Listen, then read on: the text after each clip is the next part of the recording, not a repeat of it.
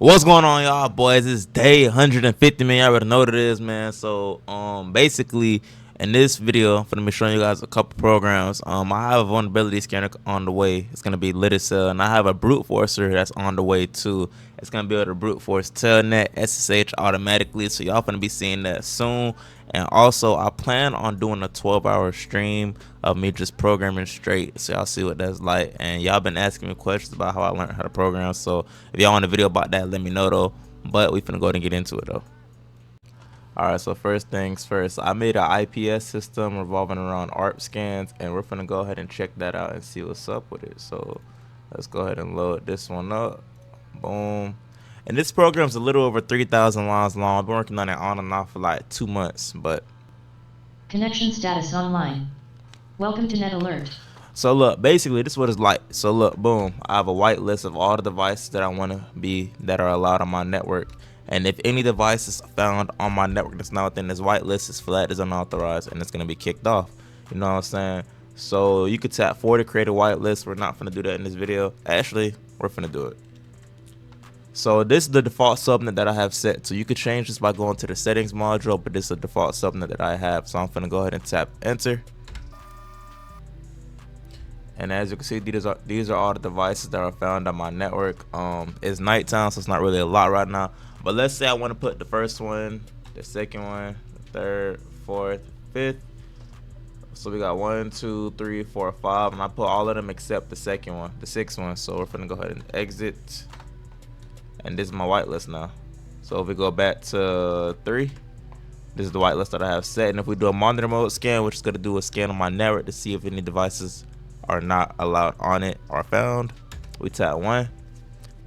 And up here is the scan interval, the subnet that I have it set, the timestamp, and these are the amount of scans I completed. So I completed over 3,000 scans, and that's by the time I put that feature in. Successfully blacklisted a device with a vendor from TCT Mobile Ltd. Successfully blacklisted a device with a host name of 50 Garoka. Attention. 2 unauthorized devices found on your network. So that's what happens when it finds an unauthorized device on my network, and then it sends a Discord notification to my Discord. This is what it looks like when it sends the notification to my Discord. It looks just like this.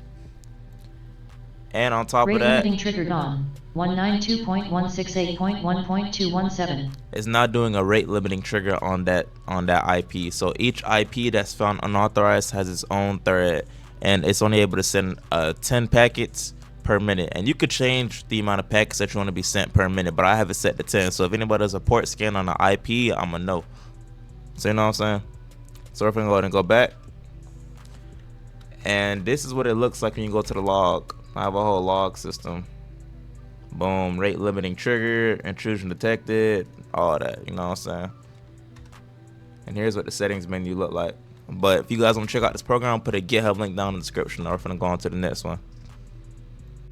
Alright, so this program is meant to be the predecessor to my other program, which is called NetBruter, and some of y'all already know about it, but basically it allows you to find active IPs, and it allows you to also brute force it depending on what port you choose. So if we go ahead and load up this program, as you can see, it already found, I don't even know how many ports it found, but this is not done yet though. It's a little bit flawed right now, but here's the logic behind it though. So here's the telnet credentials that we have. So here's NetBruter 1.0. The next version, which is right here, here's 2.0 so far. So basically it's making a socket connection to those open ports, and I found out that telnet has its own library, so I could use that to try and log in to active IPs. And on top of that, it's going to eliminate false positives because of the fact that I'm using a dedicated library that will automatically log in with the credentials that I give it. So y'all finna see something cool with that when I come back on day 200 though. But until then, I'm still working on it though, but I will be updating my GitHub link with this one soon. I didn't put it, it's not available yet, it's not on my GitHub yet, but y'all will be seeing it soon though. Alright, so look, if you come over here to NetSniffer, we have IP logging and we have common port scan results. And I'm showing you this because right now it's empty, but we're gonna fill it up with some information. So we're gonna go ahead and load up the program. I'm gonna tap enter. And I'm gonna type in my subnet range, which is 192.168.1.0/24. Go ahead and tap enter. So boom, right now it's making a separate text file for each IP on your network. And you know what's in each of them files, man? So for every data packet that's being sent across into my network, it's being logged right here. And this is like a summary view. So we have the source IP, the destination, and then we have the whether they're using TCP, UDP, the Ethernet, and the timestamp. So, and that's a summary view, and that's for all of them. So look, and it tells you when each device goes online and offline. And this so it found a total of 7 devices. These are all 7. So now it's going to do a port scan for each and every device that's found on my network and put it within a text file. So as you can see right here, successfully scanned my router. Boom, boom, boom, boom, boom. See, it scanned already 4 of my devices, 5, 6, and it's putting it all right here. So let's go and open one up. So as you can see, we have 9 open ports. Here's the IP, MAC, host, and vendor. And we got the timestamp up here. And we got the little title, you already know what I'm saying. These are all the filtered ports. We got IRC, HTTPS, printer, login, monitor. So we have a total of 920 filtered ports. And then we have 95 that actually have a service. So this program is actually pretty cool because also on top of doing that, it's going to continue to monitor and log each and every packet sent. Alright, so I'm going to go ahead and show you guys the code behind this script because this script is actually pretty cool. So the name of this script is camera scanner because of the fact that this script was originally supposed to be able to brute force IP cameras, but I kind of branched off of that path and made something else. But this is what it looks like though. So here's the port scanner module, and this module is in charge of storing the packets being sent to and from that device. And then here's the main logic. So I'm going to show you guys how we're able to ping a device. So right here is where it pings the device. If there's a response, it puts it as online. And if there's a response, but it's not online, it puts it as false, meaning that device is now offline. But I'm going to go ahead and put a GitHub link to this project in my description if you guys want to check it out, though. I wouldn't say it's done. It still needs a user interface. I wanted to make a GUI for it, but I don't know how to make GUI, so I'll be coming back to this project later, though. Alright, so this project is NetVuln 2.0. So basically, it's a vulnerability scanner that I made. If you guys don't know what it is or what it looks like, I'm gonna show you real quick. So this is what it looks like. We're gonna go ahead and do a comment scan. Let's say we want to do a scan on discord.com. Type in the domain name, and we get a bunch of information about it. This is showed information, meaning that it's basically an API that I use to pull information like vulnerabilities, location, services, organization. And it pops up all that information right here. And then we also have the subdomain lookup. So these are the subdomains that Discord has. We have a geo lookup, and we have a port scan of all the open ports. I'll store all that information in a text file, which is gonna look like this. So boom, and this is all information for Discord. We got the timestamp up here and all that. But this program right here is gonna be the predecessor to that. So we're gonna go ahead and do Python main _ logic.py. And as you can see, it's doing a port scan of 1,024 ports.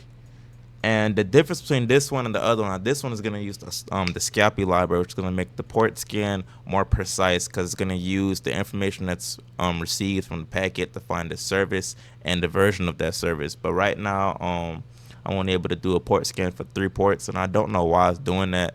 It's like really weird. Like, here is the logic behind it. This program is only about maybe 400 lines long, a little over that. So this is something that I'm gonna include the OpenVAS API within this. So I'm gonna use the OpenVAS library to find vulnerabilities and have it sent to my phone, which is gonna be cool as hell. But on top of that, we're also gonna be using Discord to control it. So I'm basically gonna have it so like in my Discord, I'm gonna make a channel to where you're able to control a command prompt. So you could put in nmap-st, and then you could do a scan on whatever IP you want, and it's gonna return that information within the Discord chat. So this is what it's going to use right now. I'm going to use the Discord library to control it. So basically, I'm going to be able to do a port scan on my phone. So I just type in the IP through Discord, and it's going to give me the information back through an Nmap scan. And it's going to be cool as hell. But until then, once day 200 comes, it's going to be done. Until then, it's just theoretical right now. All right, so this is a shared repository that me and Lucas made together. He's one of my friends that kind of helped me out. He's trying to help break into cybersecurity too, so he's a pretty cool dude. Check him out right here if y'all boys want to follow him. But basically, this program, it started off as being an IP geolocator. So basically, type in the IP address and it's gonna show you the exact locations of where it's at and pop it up on Google Maps. On top of that, we made it so that it's gonna tell you the weather of where that IP is located. It's gonna tell you things like the crime rate. And on top of that, we use the abuse IP database to tell you if that IP is malicious or not. So this is what the code looks like. I'm gonna put the GitHub link to this in the description. So right now it's private, but I probably will make it public soon. But let's go ahead and see what the program look like though. If we're gonna go ahead and load it up. All right, so it did a port scan of the port real quick. I forgot to turn that off, but boom. Let's see, we go ahead and type in google.com. A few moments later. Alright, so after like 5 minutes of debugging, there's a line of code that I forgot to update. So let's go ahead and do a scan of Google. So basically, boom, it's gonna give me the location of that address. And it's also gonna give me abuse IPDB info. So right here it says that there was, let's see if we can find a good example. So brute force.